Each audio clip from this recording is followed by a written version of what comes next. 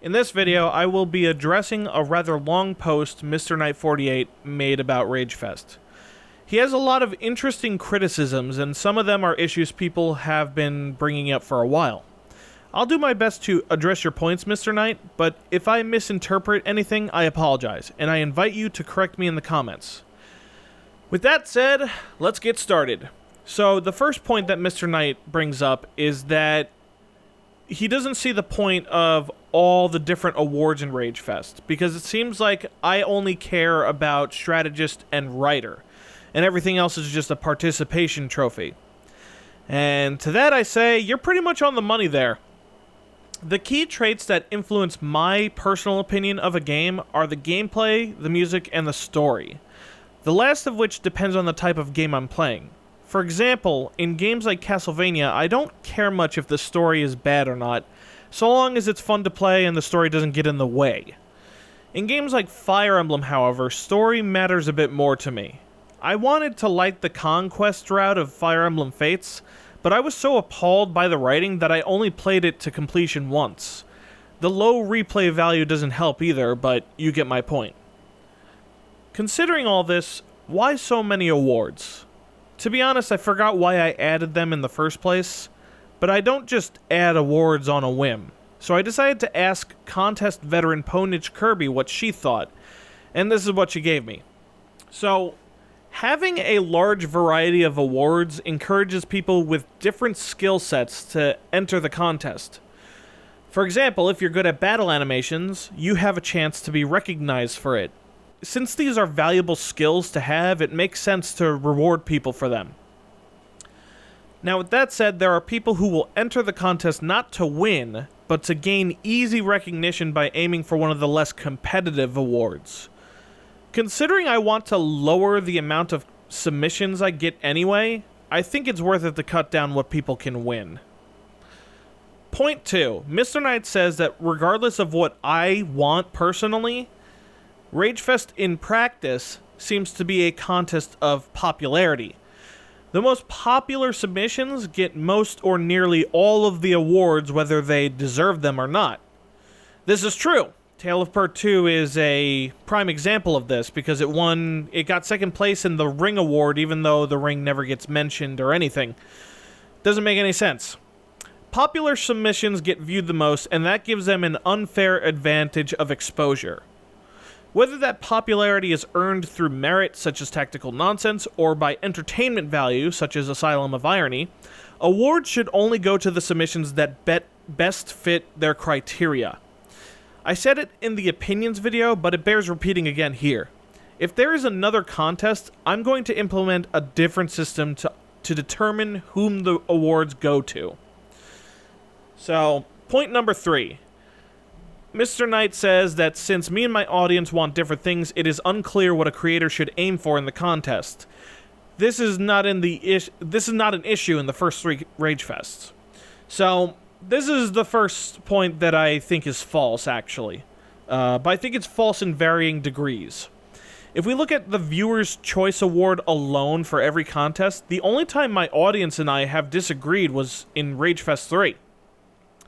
We'll get into that later, but in every other contest, my favorite submission has always won. Matthew's Nightmare was my favorite in Ragefest 1, and that won. Rondo of Madness won Ragefest 2, Ragefest Revengeance won Ragefest 4, and Tactical Nonsense won Ragefest 5. All of these were both the crowd favorite as well as my personal favorite. If you don't know what to aim for, here's some tips. Logically speaking, you should try to appeal to the audience. Since my vote doesn't count more than anyone else's, it makes sense.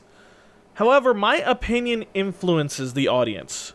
To what extent, I don't know, but just know that some amount of the audience is going to base their opinions off of my videos. Not all of them are going to play every single submission and form their own unique opinion on that. It only makes sense that some people are going to look at my videos and reference that for their opinions. So what this means is that you should try to appeal to both of us. But hey, you shouldn't heed my advice anyway, because I'm changing how awards are given out in the next contest anyway. So point number 4, Mr. Knight says, what types of creators are supposed to enter the contest? You accept newcomers, but the bar has risen way too high. Now, I don't think the bar has risen too high. Let me read my script. Basically, I don't see how this is a problem, seeing as how every Ragefest besides 2 and 3 have been won by newcomers. Like, Ragefest 1 was won by Cedar Nix, who nobody knew about until then. Nobody even knew what the Emblem Brigade was until then. Then Ragefest 4 was won by Hates Keo. Ragefest 5 was won by Datboy Matthew. And even then, Ragefest 3 was won by a huge underdog who got last place in both of the previous contests. Not only that, but Fire Emblem hacking is easier than ever before because of the creation of FE Builder and Emblem Magic. At some point, FEXNA will be out, and then we'll use that. And there's also SRPG Studio, which the English version is going to be released on Steam soon. So, newcomers have more options than ever to help them perform well in contests. And even when they didn't have those options, that didn't stop them from winning Ragefest 1, 4, and 5. 5, it was won by somebody who used FEXP, which has his own brand of issues, but you get my point. Newcomers, it's never stopped them from performing well in contests. So, in my opinion, anyone who wants to enter Ragefest should enter Ragefest. So, point number 5. So, Mr. Knight brings up the part of the video in my Ragefest Opinions video where I say what my ideal Ragefest submission is. And I bring up that it would be difficult, it would have high replay value, but the point that he specifically focuses on is that I want a story that focuses on characters and lighthearted comedy. And he points out that this is rather rigid, and it limits people on what they can do. Now, I haven't rewatched my Opinions video since it's over an hour long, and, all the time I spent recording it, I just never want to listen to it again.